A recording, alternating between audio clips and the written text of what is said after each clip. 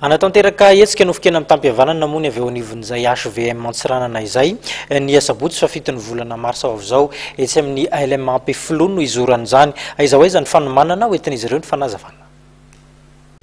Hisy ny nofokena amin'ny tampihavanana no karakaray ny rantsana HVM Antsiranana ny asabotsy izao eny amin'ny LMA Peflo anasan'ny zanaka tsy nanana voaka malagasy rehetra moa ny fotoana izay eo ambany fahiny ny Bureau National ny HVM.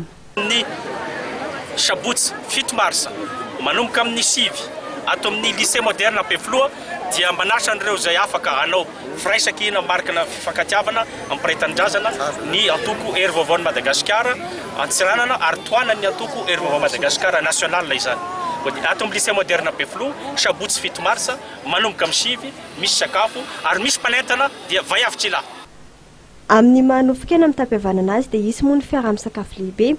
Ireo nasaina ao amin'izany moa dia hivatsy lovia sy sotro avokoa.